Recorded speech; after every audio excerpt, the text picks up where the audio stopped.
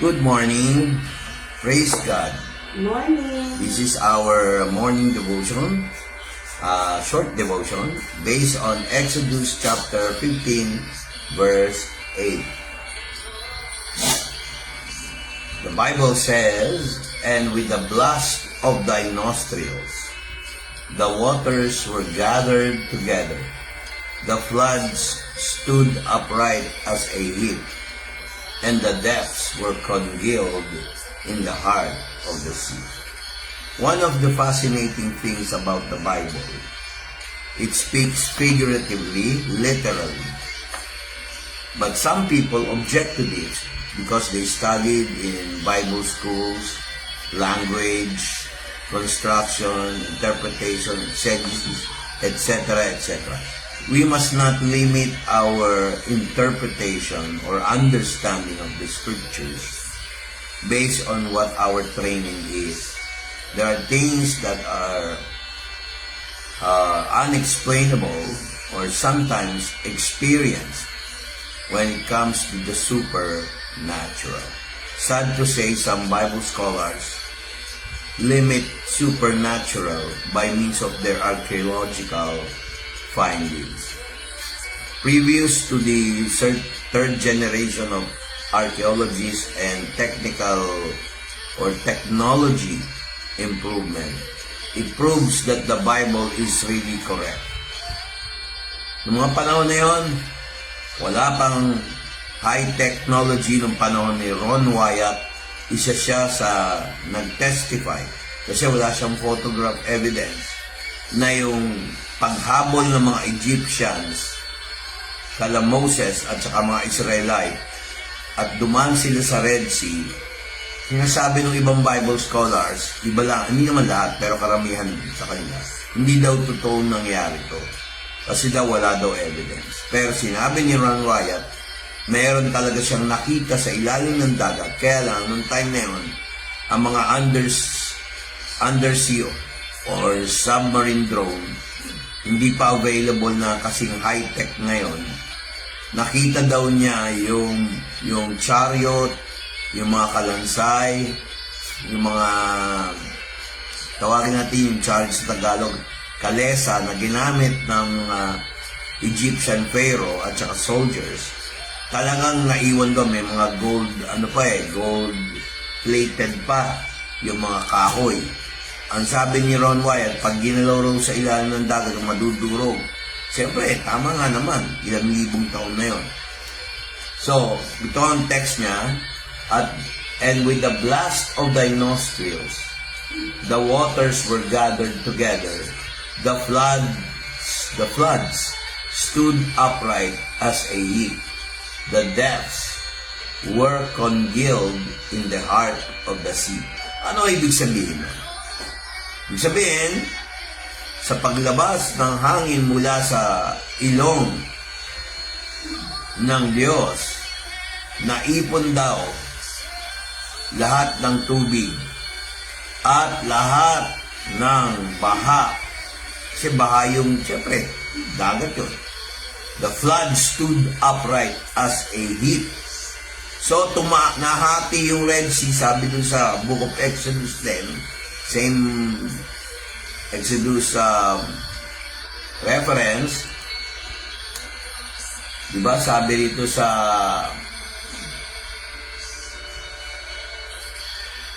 Isaiah 62 verse 12 to 13, sa kanan ni Moses at dun sa kamay, sa bisig ng Diyos, nahati ang tubig at nagpakita siya ng kanyang kapangyarihan. Dumaan sa ilalim ng dagat kasi bumuka yung tubig eh. So, hindi na sila sa ilalim. Sa ilalim ng dagat na nakadaan sila.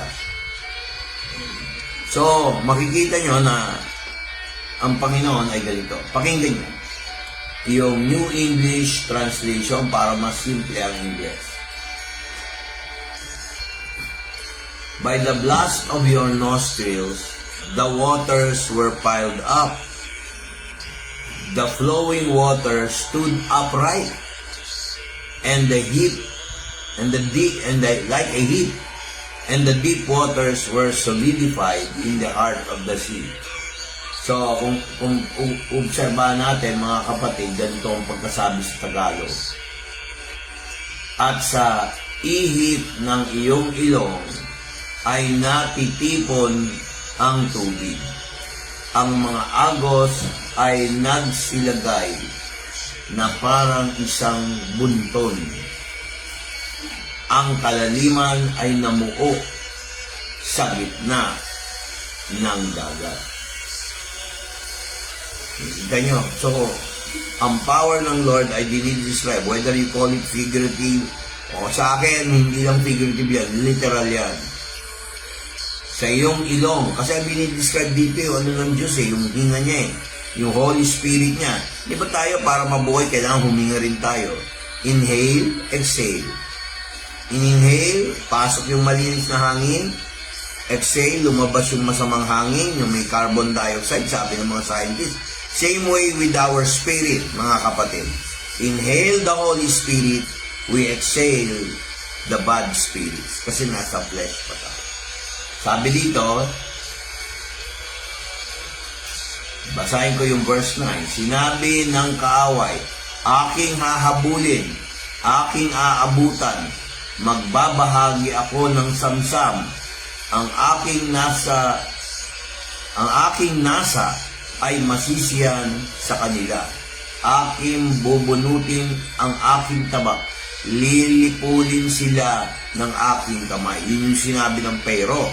Verse 10, ikaw ay nagpaihip ng iyong hangin at tinabunan sila ng dagat. Sila'y lumubog na parang tingga na makapangyarihang tubig. Tapos sabi niya rito, sinong gaya mo, O Panginoon, sa mga Diyos-Diyosan? Sinong gaya mo, maluwalhati sa kabanalan, nakakasindak sa pagpuri na gumawa ng mga kababalaghan? So, makita nyo na ang power ni Lord, iba talaga. Sabi nga rin sa Ingles, the enemy said, I will pursue, yung pero yun, I will overtake, I will divide my spoil. Kukunin ko lahat ng kinuha nila, ibalik nila saan. Kasi nung umalis ng Israel, kasama si Moses, nabiyayaan sila ng mga gold, mga hayop, patri, etc., etc. Kaya kaya nila pumunta ng Mount Sinai. Nagkaroon sila ng favor doon sa mga Egyptians na nagkaroon sila ng favor. Pero itong Pharaoh at ang kanyang kawal, talagang gusto niyang habulin. The enemy said, pero ano sabi ni Moses? Thou didst blow with thy wind, the sea covered them. They sank as lead in the mighty waters. Kita nyo nangyari yun. Susulat ba ni Moses yan kung hindi nangyari yan? Tapos sabi niya sa verse 11, who is like unto thee, O Lord, among the gods? G-O-D-S, small g. Who is like thee, glorious in holiness, fearful in praises, doing wonders. Mga kapatid, ito ang isa sa mga kwentong hindi ko malilimutan. Siguro kayo din. In every time of adversity o problema, nalulusotan nyo ang problema. God did not promise problem-free, pero pinramis niya tagumpay sa bawat problema. At hindi ka mapapagod sa problema pag nasa iyo ang Panginoon. Kaya nga binanggit niya rito, with the blast of thy nostrils, the waters were gathered together, the flood stood upright as an heap, the depths were congealed in the heart of the sea. Meron lang akong gustong idugtong dito sa verse 8 sa English. Kung gagamitin nyo yung King James Version. Nung hinipan pala ng Diyos, nagpadala siya ng hangin. Siya mismo yung Holy Spirit. Hinipan yung Red Sea. Nahati sa dalawa. Di ba karamihan sa mga movies, mga kapatid, pinapakita lalo na yung Ten Commandments, si Charlton Heston yung Moses. si Yul Brynner yung Pharaoh. Di ba pinakita doon yung tubig bumuka sa Red Sea, nahati. Pero may nakita kayo na ang tubig patuloy na nakataas at hinihipan. Dito pala, makaramihan ng mga nag-graduate ng Bible School, karamihan ng mga nag-aaral sa Bible School, o kahit isang simpleng manunuri ng Biblia, nalimutan nila yung salitang congealed in the heart of the sea. Nagyelo pala yun sa lakas ng hangin, sa lamig ng hangin, nagyelo ang tubig dun sa portion na in-accommodate ng Lord, kaya sila nakadaan. Kasi kung puro hangin yun, paano dadaan yung Israelite? Di pati sila naihip. Siyempre, kailangan mo ng malakas na ilang kilometro per hour ang speed ng wind para mag-yelo yan. Kung ibe-base yun sa Antarctica, yung para mag-yelo ang isang tubig. Ngayon, kung ate ibe-base doon sa Red Sea, may hangin na hindi naman binanggit kung gaano kalakas. Pero napaka-imposibleng maulap, napaka-imposibleng maglalakad ang mga Hudyo sa lakas ng hangin at hindi hihinto para makatawid sila. Matatakot yung mga Israelite, hindi yan tutuloy. Kasi isipin nila sa sobrang lakas ng hangin, pati yung mga dala nilang hayop, pagdala nilang prutas, pagkain, at etc. Madadala ng hangin yun. Kasi bababa sila sa dagat tapos umiihip ang hangin. Sasabihin ng mga scientists, ay hindi po yung pala, nung umiihip ang Panginoon, ang sabi dito sa King James Version, yung last sentence, and the depths were congealed. Hindi ko, and the depths were congealed in the heart of the sea. Pag sinabing congealed, namuo, naging solid, yelo pala. Kaya nung bumuka yung tubig, nakadaan sila. Siyempre, hindi naman pwedeng, kung ako naman yun, common sense. Ewan ko pwede kayong hindi maniwala. Ang linaw, congealed. Bihira yung English na yan sa Biblia. Siguro mga 3 reference ng ginagamit, ibig sabihin frozen, solidified. Pag sinabi mo solidified, tumigas. Ngayon, kung ating babasahin yung New English Translation, ayan tama pala ako, tingnan nyo. The deep waters were solidified in the heart of the sea. So, the Bible is scientifically reliable, accurate. Kahit sa larangan ng siyensya, ito ay talagang matindi. Kaya mga kapatid, marami dyan. Tingnan nyo, Tagalog version, yung simpleng Tagalog. Ganito ang pagkasabi. At sa ihip ng iyong ilong ay natitipon ang tubig. Ang mga agos ay nagsiligay na parang isang bunton. Ang mga kalaliman ay namuo sa gitna ng dagat. Namuo yung kalaliman, nabuo. Kaya mga kapatid, talaga ang Biblia totoo. Kaya meron ako makita sa YouTube, mga scientists nagdi-disagree, hindi daw nangyari yung ganyan. Pero nung may na-discover sila, na-shock yung mga kontrabida sa Biblia, na-shock mga taga-media sa US, nagulat sila na yung Pharaoh, yung karitela nila, yung chariot, yung mga buto ng kabayo, buto ng tao, nakahilera pa, nasa ilalim ng dagat sa Red Sea. Natuntunan ng via satellite, natuntunan via GPS, natuntunan via run technology para makita yung sa dagat, pati yung anyong nila, binidyo, underwater. Nasyak ako doon sa sinasabi na Kaya mga kapatid, huwag na tayong magduda patungkol sa salita ng Diyos. Ang Biblia ay salita ng Diyos. Ang milagro, ang kasaysayan, ang nagsasabing totoo ang Biblia. Sa updated Tagalog, ito ang pagkatagalog. At sa pamamagitan ng bugso ng butas ng iyong ilong, ang mga tubig ay nagtipon at ang mga dumadaloy na tubig ay tumayong matuwid na isang buntod. Ang malalim na tubig ay namuo sa puso ng dagat. So nagyelo. Kasi kung hindi magyelo yun, hindi magiging patag yung dadaanan nila. Nagyelo na solid. Kaya pwede dumaan yung mga hayop, yung mga asno, yung mga karetela nila, ng mga Israel, yung mga naglalakad ng yapak.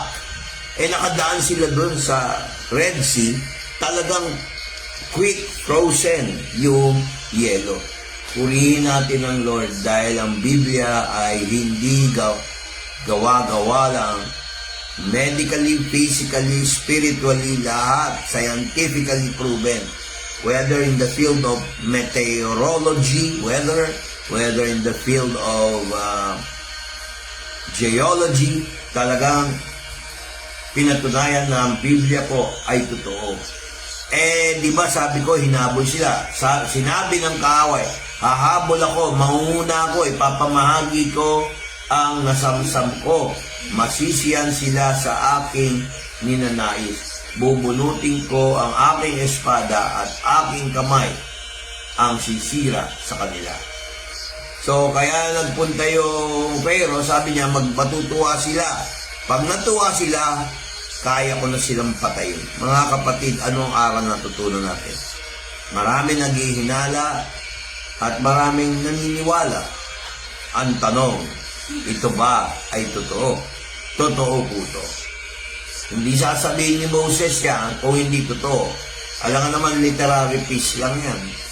So, mga kapatid, ito ang lesson sa atin ngayon. Maging sensitive po tayo sa calling ni Lord. Maging sensitive tayo sa pangangailangan ninyo sa Panginoon. Minsan meron hindi ako corny, no? Pero ito totoo. Sa panahon ng pagsasaya, sa panahon ng pamumulema, huwag niyong i-underestimate ang Diyos na hindi makakagawa ng paraan. Minsan hindi sa iyo idadaan, ibang tao ang ginagamit niyo. Maraming pamamaraan ng Diyos. Minsan diretso, may revelation, parang nangyayari sa akin. Minsan naman talagang wala, magugulat ka. Tapos pag bibigay ka na, malapit ka nang bumigay, biglang nandiyan ang solusyon. Ang Red Sea ng problema nyo, ang dagat ng Red Sea sa inyong buhay ay mawawala, mga kapatid. Kaya lagi nyo sasabihin, minsan ang pero nyo ay yung utang. Minsan ang pero nyo yung kasama nyo sa bahay. Minsan ang pero nyo yung eskwelahan o yung amo nyo kung kayo nagtatrabaho. O kaya yung katrabaho mo, mga pero yan, mga Egyptian mo yan sa buhay. Pero, ang Diyos ang gagawa ng paraan kasi naranasan ko.